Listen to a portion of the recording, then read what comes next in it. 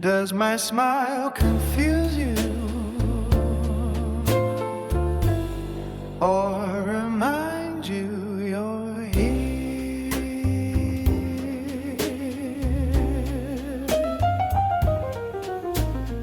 Welcome to another chapter of Does My Smile Confuse You? That's our producer, who's also was supposed to be my partner, but she always runs away once the show starts. And frankly, I don't blame her after listening to the first 20 shows or so. But the good news is I have Dimitri here, a part-time sidekick. So this show and this I call it a radio show because I still can't believe they have podcasts. Is titled How to Make People Important. I'm going to repeat that. How to Make People Important. I always thought, what a novel idea if people could actually become important again. So all these weeks we've been talking about the advantages of humor and a playful attitude as a mindset. No, I won't. And as I say that, I'm getting footnotes written in large print, what not to say. You know what I love about comedy and somebody like me? To tell somebody like me or any great comic mind, and I'm not a stand-up comic, that's the last thing I would do. I respect all of them. I use the book Satirista. We have so much noise and stuff going on, and nobody wants to do the show today. So that's why I'm moving forward, because the World Games are coming. The Olympics are coming from Los Angeles, where this ridiculous show is emanating from. So I've spent my whole life, and I do have the secret to how to make people important. And by the way, it's not a secret.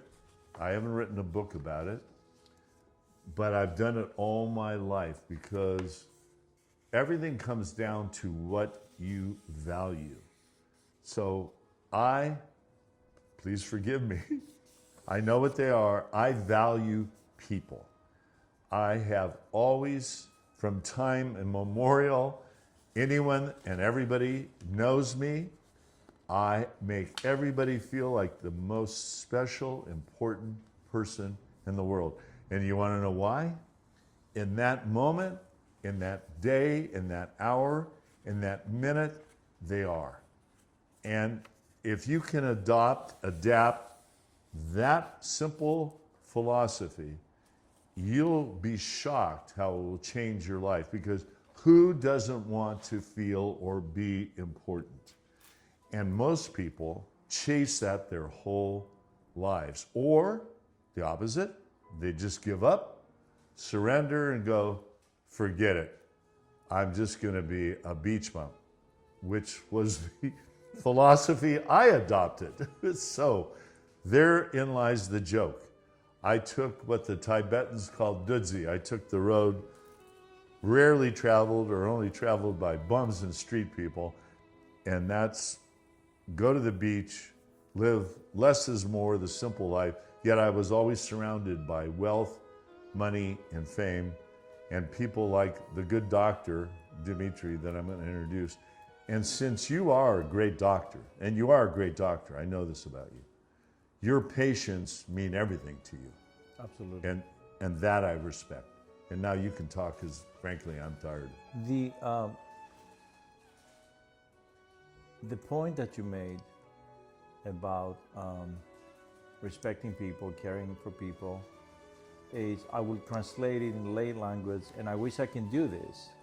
You can do it. And I will, I made a promise during Good Friday to do this, is that you look for the best qualities in people. You put aside the weaknesses, and all of us can be judgmental, and all of us can assume an opinion of another human being within 5 seconds. And what you do differently, and it makes you very noble, is you look at the good side of them, the humoristic side of them, the gentle side of them, the hidden treasure, and you appreciate that right away. And by doing that and communicating that with that person, you open up their heart and they instantly trust you and they become your friends. Well, I can't believe we never had this conversation, never talked about this. This is totally spontaneous. And what you just said is, I told Rain in a different version. I always, all my life, I use humor and my playful attitude all my life, again, to keep people important, to dig for the gold nugget. So what you just said is more profound, prophetic, and pathetic because you'll discover on the way you got to move through a lot of crap because people are so insecure, so afraid, so this, so hurting, so they're going to throw a lot of ugliness and stuff at you that they don't even mean. They say and do things that they wish if they could retract it or have another moment. So in this Easter, and you're going through as a Greek, gratitude. Yes. I miss everyone. I miss every single person I've ever met. It didn't matter if I wanted to pick them up and throw them across the room, which has happened 10,000 times, especially in sports. And I can't tell you how many people probably wanted to do that with me. But it doesn't matter because everybody is afraid. You know, we're talking about how to make people important. So I'm going to share something with you. This guy Bergson, who John Cleese, and very few people, great comic minds know this, which we'll get into next week from Satirista. Great comic minds know this. And Bergson said in a book on comedy, 150, maybe 250 years ago, what becomes mechanical dies a death of the heart.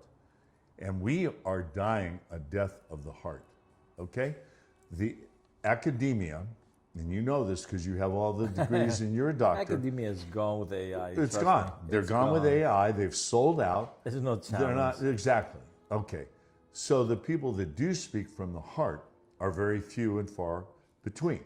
So those nuggets that are getting harder, like digging for gold, to find and look because people are hiding, they're afraid, they're drowning, and they're overwhelmed.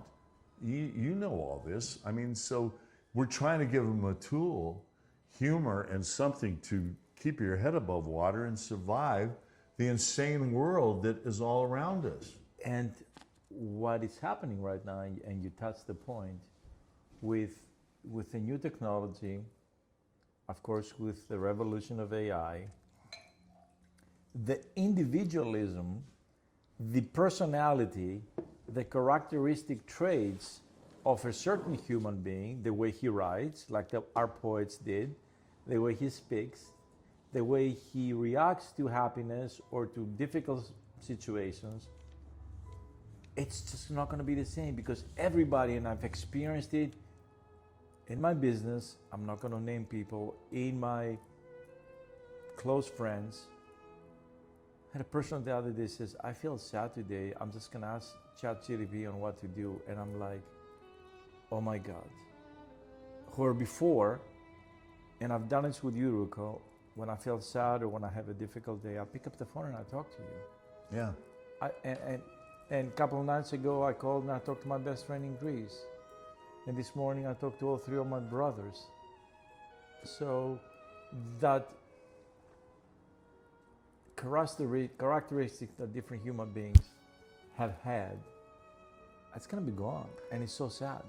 Well, listen, this is so important that I can't tell you. So I'm going to stay with this theme for the duration of I call it a radio show. I'd love to call it a radio show instead of a podcast. But I don't want to digress into the radio show I was doing for Howard Stern got to Sirius Satellite, but I was doing a show. What's important about making people important again? Because we're nothing but numbers. You know, everything starts with a number. What number are you? From your Social Security down to what you're standing in line for your friggin' coffee. Number 17? Yep. It's a joke. It's a farce. So we've made an impersonal world. what I'm saying is that humor and comic sense, because common sense, tragically, is hurting. It's just gone. It's evaporated. People, you got to use your comic mind. When I found out that Jon Stewart was the most important newscaster, because he was doing what? They wanted me to do a show on Comedy Central when I first started. Way ahead of Jon Stewart. I could tell Ellen DeGeneres, I call her Ellen Degenerate before she proved to be a degenerate, but God bless her, many happy miles, as we say in the car business. Oh, it's okay, don't worry about it. Don't make that face. It's all right. Everybody's calling her out, so what am I? I'm not Ricky Gervais. Well, I'll let him do all that. But I joke about everybody because it's my Goethe quote. If I should choose to love you, what business is it of yours? So Exactly. I'm fearless. Right, yep. No, I'm fearless because I know I care about people. So you can't call me out. If I say something that's offensive to somebody, I'll retract it. I'll apologize. I'll say this and that. I don't know Ellen. I don't know any of these people. I don't know Epstein. I don't know. Sure, there's sick people in the world. Yes. Am I going to listen to Rain and these people go, oh yeah, they're cooking babies and eating children and drinking their blood? You're a doctor. That's nonsense. You're a doctor. You're a healer. I mean, the person becomes a healer the moment they forget about themselves. I make people important because you know what? In a conversation, face to face, and this, you can hear it in my voice, this is more important than me. This is not about me.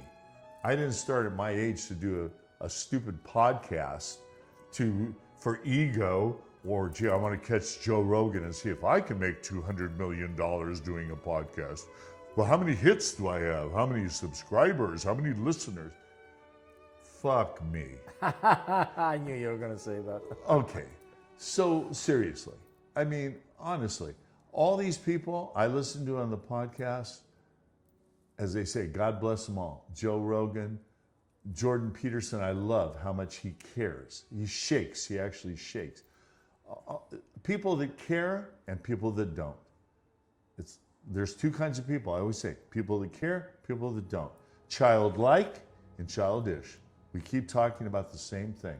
So I have the equation to make people important, and I choose to do that because I'm actually interested in what they have to say. And that includes the bus driver. That includes the gal that comes to clean my house. She speaks 8 languages. Wow. She's 75 years old. I feel I can't tip her enough. I can't even afford what I'm tipping her, but I don't care because I'll follow her around the house as she's cleaning the house to get her insights, her wisdom. Wow. So top to bottom, people are missing the boat. That sometimes the people that don't choose to climb that ladder are the most interesting. And my best friends, my 2 best friends that are gone. One lived in a garage, shared a boat. He was the world's strongest man. Arnold Schwarzenegger knows him, Sly knows him, Stallone. I could name drop till the end of time because I grew up in here in LA, and everybody wanted, I'll mention my friend Chuck Ahrens. They wanted to meet him. Do you want to know how cool this dude was and how strong he was? In 1964, Alexis, when the Russians had the world's strongest weightlifting Olympic team since the Olympics were coming here, there was no cell phone, there was no texting, there was no email, there was no nothing. The Russians came here and they said, well, do you want to go to Venice Beach? Do you want to go to Disneyland? And they go, no, we want to go watch Chuck Ahrens work out. That was my buddy. 315 pounds of the strongest man. Do you know part of the reason why he was so strong? Forget his gifted abilities, because we all have gifts, okay? He had a head twice my size. He was German, he was a lot of different things. Anger. His mother got married like 10 times. He had to move around constantly. He was hurting so much inside that simultaneously, he was the world's strongest man, And I was the only person, listen to this, that he'd share his poetry with. He wrote poetry and never shared it. He wasn't interested in being published. He shared it with me. All I did was sit in the car when he'd read it to me and weep. And that's a real story. I could go on and on about the good fortune I had by listening to people that most people would run away from. I mean, this was a scary dude, but like all giants, like my friend Wilt Chamberlain, a gentle giant, he was beyond that. You remember in King Kong with the girl, how gentle he was? Yes. So that's a movie that just shows this wild beast has feelings. He has feelings. We have feelings. Everybody, as you said, everybody does, and it all depends the way we approach a situation. Not only with human beings, any situation. When somebody is sitting across from us in our business, is angry, is upset because something is going on in their life, and they're taking out on us. And I've figured out many times, instead of being reactive, I pause, I look at them. Then let's say I'm sorry for the miscommunication, or sometimes I even walk away. And that completely disarms them. Well, I can't tell you how wonderful that is, because most of the time I just, simple terms, pain transference. So what we do, it could be the honking of a horn. If you're angry and you're in a certain state of consciousness or unconsciousness, whatever you want to call it, and you honk because you're angry, not because the person in front of you is doing something they shouldn't be doing, which happens all the time. It's because of pain transference. So you're absolutely right. If you can take a moment and have compassion and empathy for that person you're talking to, that's important what you just said, Dimitri, because that's how you make people important. If you realize, and I've realized this my whole life because I had so much pain in my life, and my life at a very young age took such different directions. I was headed this way as a gifted natural athlete, and then all of a sudden, one serious injury, then a second one. I got to turn right. And everybody said, well, you can't even turn right because you're done. Just get out. You're through. No, I didn't accept that. So we all have stories, but what you're saying is really important, because pain transference goes on all day long. Absolutely. In so many different forms. So you do it primarily because you are who you are, and you're a healer and you're a doctor. And so that part of your business, I only wish that more people thought like that. The last 20 doctors, it's so cold and there's no hands-on. We know how important touch is. Yes. And we've removed ourselves from touch. All we do is touch Our equipment. icons, yes. Yeah, all we do is touch equipment. You got a bunch of individuals watching this podcast or listening to it or whatever in some stupid room, feeling sorry for themselves, self-pity, or playing video games or watching porn or doing something bullshit. Get out there, go face to face, do battle, learn how to be a human being. You can't make people important if you don't know how to be a human being. I mean, I'm reading, this book was given to me, The School of Life, Great Thinkers. I didn't make it past the first 3 pages. Love more wisely. The first 3 words in this book. It's about, and it took me many years to figure this thing out. I would argue with everybody and everything. Silence is such a virtue. Silence Oh God, yes. is so powerful. Silence makes the other person wondering, what is their next, So uncomfortable. what is their next Yeah. move? Why they're not calling? Why they're not responding? Some people like to call it passive aggressive. No, it's not passive Oh, aggressive. bullshit. You give them your silence. Psychobabble. You give them time also to think. Yes. You give them time to think, to listen to the words that they used when they talk to you in a very disrespectful way or non-caring way. So the silence not only protects you, but it also gives the other person an opportunity to think, evaluate, and hopefully they won't say or do the same thing again. Yeah, so it's just, there's so many avenues, but what I think at the end of the day, if people realize making all people you meet feel important will, I promise you, make you feel like the most important person in the room. And I've always felt like that because everybody said, oh, Rucco, like everything I say, they go, oh, I'm going to steal that. I said, yeah, I'm going to form a production company because this is Hollywood. No Agenda Productions. Now, everybody has to laugh at that title. They go, oh, God, I want that. Because who can enter a bar, a room, everybody gets dressed, leaves the house with an agenda. Oh, absolutely. And so just imagine, children don't leave the house with an agenda. They run around the house till what age? 3, 4? Now we've killed the child's spirit in every beautiful child born anywhere. Eliminate geography. I know that I could go to Iraq, Iran, and I could talk, which I've done to everybody. And you know what I do. You've seen what I do.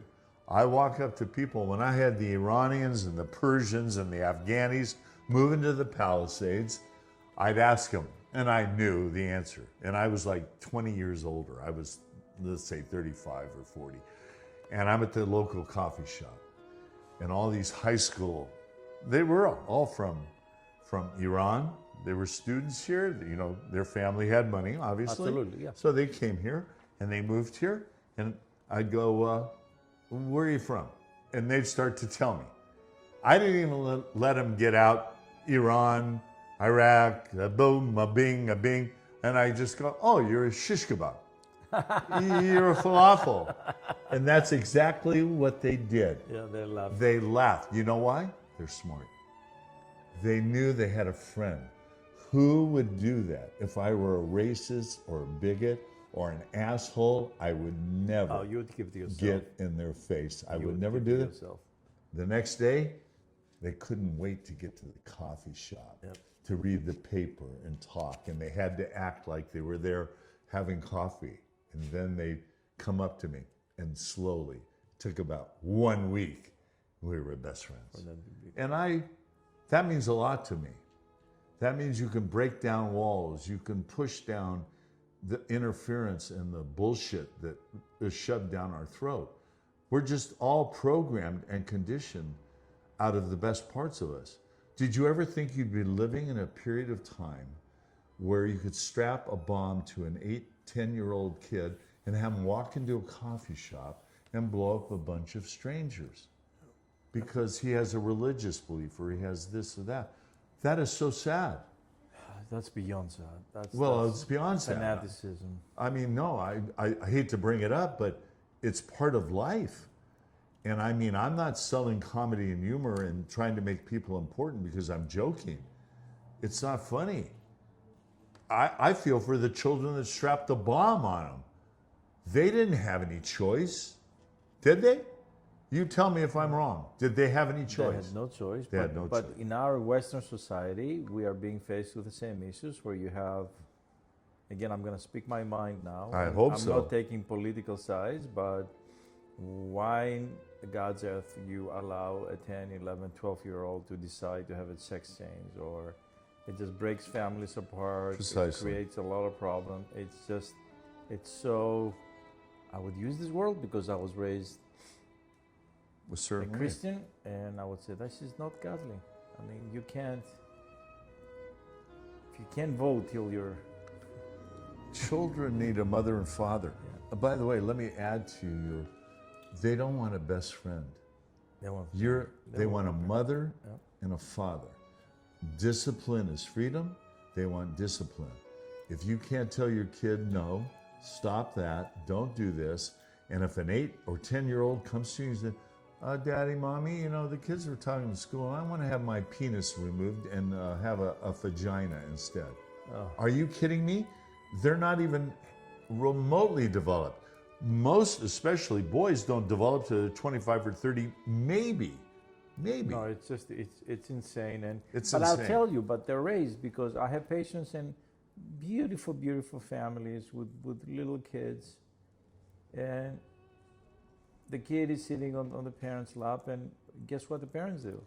They're playing a movie or cartoons or a game on their iPhone, so the kids can get distracted. But it's like, again, that's the wrong way. They're training these kids to be glued on a television, be glued That on an breaks my iPad, heart. be glued on an iPhone. So instead of there's nothing wrong with a parent hugging the kid, even if the kid has a little anxiety, and just being present with their child instead of allowing the kid to get a different role model, if you want to say that. So Yeah. this is what's happening nowadays, and unfortunately we can't take it back. Well, This but is you the have times to we live. stop it.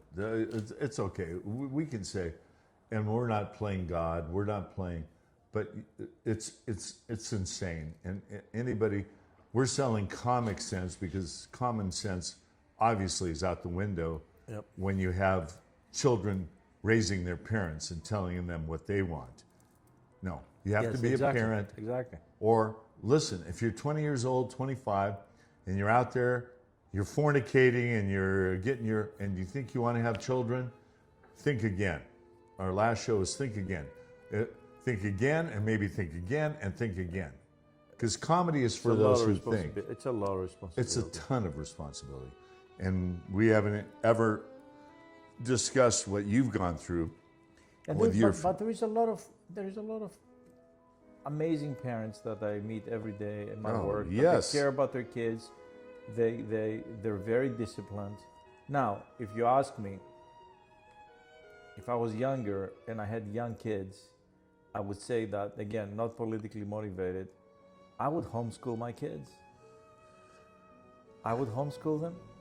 I'm sorry to say that. I would get an extra job and I would homeschool them. I wouldn't allow them to be... No, you're not going to get any argument out of me. It's, I know when I'm completely removed from the educational system, but you get enough information from the scholars, again, on these podcasts, that they're telling you what's going on at the top schools.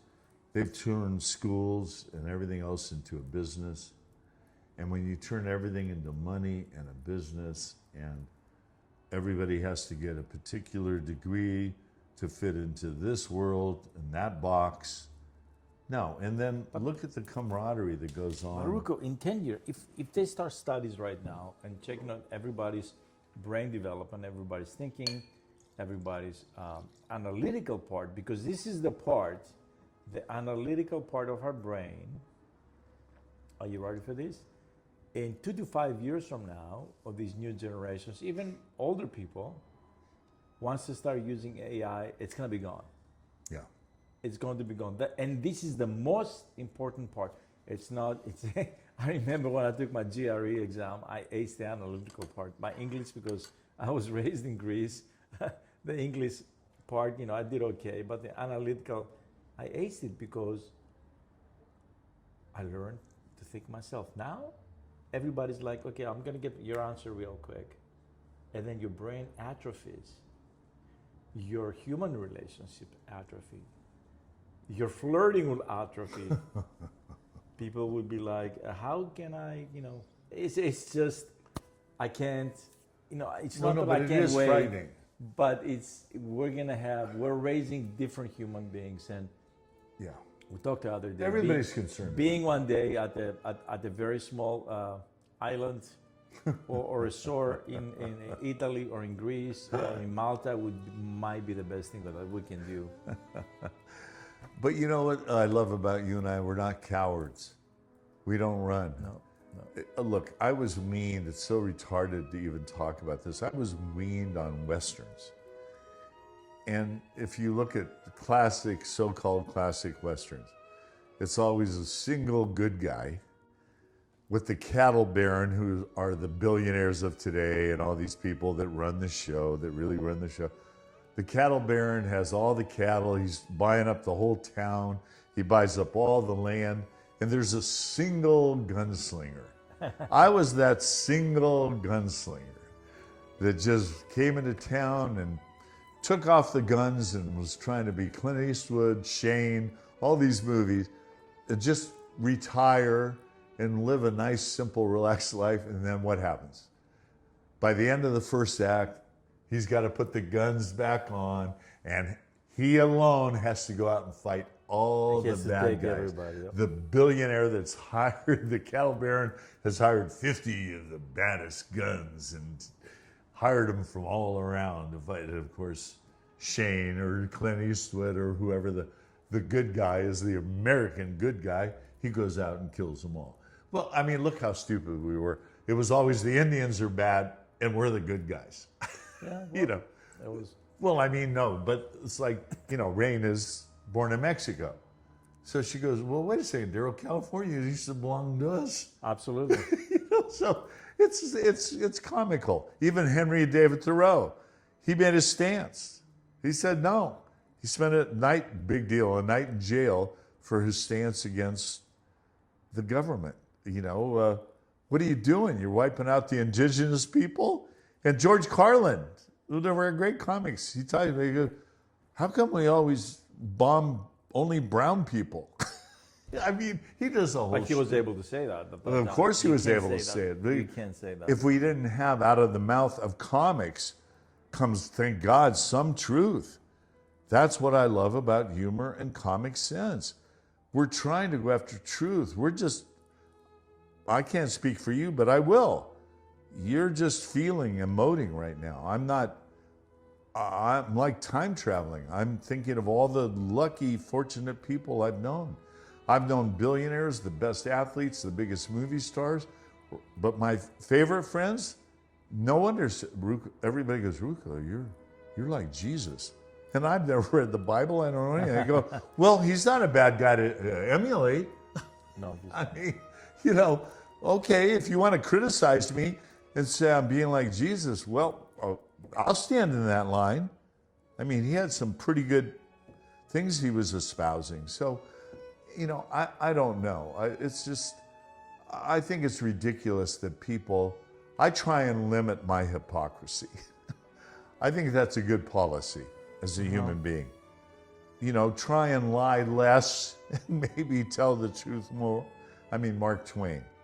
If you tell the truth, you never have to remember anything.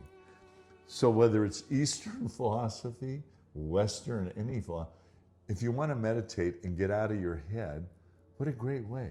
Tell the truth. What a concept. You might spend a lot of time alone because nobody wants to hear the truth. Nobody wants to hear it. You might end up losing your job. You lose may up end losing everything. your I mean, career. they could come right now and you're worried about, you made the face earlier. They might be banging on the door. Donald Trump, ICE might be coming right now to, who is this fool? We got our papers, though. We got our papers in order? Well, I'm not sure. My house burned in the Palisades fire. Do you realize I don't have a single paper for things I own? Wow. Yeah, and I only own 2 things. And I'm wearing them both. I don't really think it's Donald Trump or the other politicians. I think it's what us as individual human beings decide what to do or what not to do. And the worst of both evils is most people decide not to do anything. Apathy is the most indifference throughout history. Those words, when I started to read and I barely made it out of high school, I go, oh yeah, who would want to be that person? Who would want to be indifferent? And, well, look at the Coen brothers, my favorite writers. The Coen brothers, oh, he's a nihilist. Whoever used that in a film? That word, yeah. No, they used that with first of all, John Goodman. And I spent some time with him and I gave him one of my books because he was in rehab. Sorry, John, but it's okay. No, it's all right. And I gave him a book and he was in rehab at the time when we sat in the sauna They brought him, they bust him in from Malibu in the gym, and he was doing all that bullshit that they do, which they think you pay $100,000. They have the Malibu homes, I know that. and they're going to rehab you in a month. I had No, somebody come very on. close to me many times there. Okay, all right. So I rest your case. It's bullshit. They take your sons and daughters or people, movie stars, and they go, well, we have a psychiatrist on the premises. We have a gym we're going to bust you into. And in I'm the sitting meanwhile, with them. they go in for an alcohol treatment, and they allow them to smoke weed or take course. prescription drugs all day long. Exactly. Yeah, they get them hooked on some other Amazing. chemical. That's amazing. No, it's wrong. It's absolutely wrong. And I don't mind calling these people on the carpet.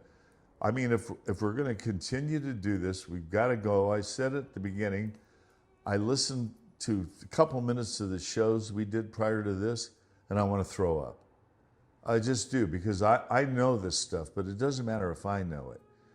I'm trying to change the environment I'm in. The whole point of, I remember there was a great quote, Archimedes, I can't even pronounce the names of the old philosophers, but they said, give me a place to stand. Archimedes was a mathematician, Greek mathematician. Well, maybe he said The this. Archimedes principle, yeah. Give me a place to stand and I can change the world. Is that, well, everything is wasn't- math. Everything is math, so maybe Archimedes with your... Give me a place to stand means that in today's, the way I would translate it is, if I knew that people are not going to throw from either side, for example, the US, either political party throw mud at me, let me stand on a secure place of no judgment and give me some time to change the world. Because unfortunately, and I'm going in a different direction, Well, I love why that. don't we have charismatic politicians from either party anymore? Right. You know why, Rico? I love Because that. if I decide or you decide or somebody decides that's very charismatic, you know, to run, within 24 hours, they're gonna dig everything in his past. They're gonna find things that he doesn't even remember he did. Smoked pot, had 2 girls at a time, went to parties, and especially if this individual is married, has a family, has a mother, a grandmother, and a little money in the bank, his advisor would say, don't even run. So all the good people, the regular people, the common people, you know, we all make mistakes. Yeah. We all had fun in our lives. We all had girlfriends. We all got drunk. We all danced till the sunrise in the morning in a Greek island. It doesn't make us villains or unfit No. to take a political office. Actually, it makes... And this is why we are lacking good individuals in this country. Yeah, I think you nailed it, that people, it's so tragic. You want to, look, human beings are human beings all around the world. We're all, and we all know this, so we all have more in common than not. But yet, the world around us sells the ugly part. They try and divide us. That's the part I hate. I hate division because of whatever they're selling, the reason that we're different. No, we're not that different. And everybody looks, and this is why I love comedy and Comic Sense. It's the common denominator. When people go, you think about the friends that you've known, and I can say this unequivocally, the friends I've had, the ones that I love like you, are the ones I've laughed hardest and longest with. If you can't laugh with a woman or a man, get out. Absolutely. Yeah. And I would sit on Oprah's lap, and I told the people when they interviewed me, they wanted me to do the show. I said, well, I'll tell you what I'm going to do. And I presented to them, I'm going to sit in her lap, and I'm going to use the Mike Myers that he used to make up for Fat Bastard. Mm-hmm. And I said, I'm going to sit as a big, fat, black man. And they go, oh, NBC, everybody, it was ABC, whatever. There's, oh, well, you can't do that. I said, yes, I can. And I'm going to say a man with a well-developed sense of humor will never be abusive. And here's why. Because he knows who he is. He knows emotions. He's spent time reflecting. And that's why comic sense and comedy is the key to our humanity. As I always say about humor, the link to our humanity and the key to our sanity. And I will debate anybody dead or alive. I've gone back to Aristotle, Plato, and all this stuff. They talk about Schadenfreude. They talk about, in those days, you laughed at people because they were handicapped or crippled, what we call crippled, or, something. It was Schadenfreude, other people's pain and suffering. Well, we're saying, no, the real freedom comes when you can laugh at yourself. You can let go of your own flaws, foibles, shortcomings, which we all have. So if somebody goes out there, oh, I'm the greatest thing and my shit doesn't stink, you're full of shit. So that's the end of the story. There's nothing else to talk about. If you're going to tell me how great you are, in a very few minutes I'm going to show you, well, you might want to rethink that, my friend. And that's what great comics do. You don't want to exchange wits with an unarmed person because they're not going to be any fun. It's not even going to be a challenge for you. As an athlete, you want somebody that can kick your butt. You want to achieve and play the top competition. I didn't want to just win, so I'd play at a certain level and go, well, oh, I can beat these guys all day long. That's the court I want to play on. No. I want to go to the court where the best team is, best person, and challenge that. That was an MF I just used. Anyhow. Yeah, so that's it. Really, I'm serious. You can see I'm serious, can't you? For a guy that's laughing. I think you should leave it to that because you said it all. We have said it all. Hey, you know what? I'm happy we did this. I'm happy that we didn't want to do this show, and I feel it's cathartic. Don't you feel better? It is cathartic. It is cathartic, and it's we're not offending anybody. We're just telling that. That's not our intention. The grace. Our intention is to lift. By the way, how to make people important, the title of our show, How to Make People Important. I've spent my life lifting my fellow man. Isn't that why we're here? I don't care which Bible or book you read. If you're not here to lift your fellow man, you're wasting your time. If you're here to put him down, to make yourself feel superior, all that means is you're inferior. It's a simple equation. Insecure. Right? We're not saying anything. I think people understand this. Everybody says, oh, Daryl, that's very deep. That's very heavy. But people won't get that. Oh, come on. There's nothing wrong with having a little bit of humility and showing grace to. Yeah. Instead of the politicians, no accountability, no responsibility. I wasn't there. I don't know what you're talking about. Deny. Taking the fifth. That's what their attorneys. Exactly. I'm taking the fifth. I mean, I watched. It's so funny you say that. I'm watching this Orny. What a horrible name. Orny Adams, I think is his name. A comic. I hadn't seen him before. YouTube. Yep. That's 6 months ago. I never watched podcasts and all this stuff. YouTube. They say it's. I hate the cliche, a rabbit hole. Well, it's a good rabbit hole because there's so many great minds out there and podcasters and what have you. But I'm watching this guy, Orny. He was almost crying after he did his show because he put so much into it. And he had said, he alluded to the fact I've been struggling for 10 years, 12 years. And he just sat down after they were at the end of the show and clapping for him. And they were all standing. And he just absorbed it. And I love that. And he wasn't doing it. He was just spent. Totally, and I know that as a human being and an athlete, when you are spent, when you put every fiber of your being, whether it's a love relationship or athletics, I've always said play for the love of the game and leave everything on the field. And you never have to look over your shoulder, just like Mark Twain. You don't have to remember anything. And if you put everything into it, and that's what I feel like in this show, that we put whatever limited knowledge we have, whatever caring we have. Isn't that beautiful? I mean, don't you? I feel so much better. No, I don't need dinner. We're still gonna go eat. Oh, we do? Okay. All right. We're still gonna go. No, eat, but it's and beautiful. It's It's beautiful.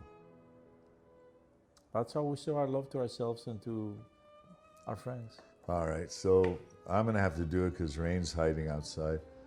Our producer is absent. I wouldn't blame her. I wouldn't want to take responsibility. So, from Does My Smile Confuse You? And the title of this show again is How to Make People Important, which is going to be the theme for the duration of however long we Yes, do this the stupid show. thing. I can't thank you enough. Well, thank you And for having here's me. how we end it with the usual. And it's it actually makes sense. Keep the change. Thank you, Rochelle. I don't laugh because life is easy. I laugh because I see the mind can sell you stories, then charge you rent to be free. They call it normal to panic, to worship the loudest fear. But a thought becomes a prison the moment you hold it near. So I ask one honest question, not to win, just to wake. Is this truth I'm believing, or just memory and ache? I use humor like a flashlight in a room full of certain lies. Comic sense isn't comedy, it's sight with a smile in its eyes. Critical thinking is mercy, consciousness is breath and release. If you can laugh at the story, you can finally step into peace. Sometimes I'm quiet and listening to a child asking, is love safe? I don't fix him with answers, I stay and give him space. So laugh, not to escape, but to see what's always been true. Nothing real is against you, and life is quietly loving you. Does my smile confuse you, or remind you you're here?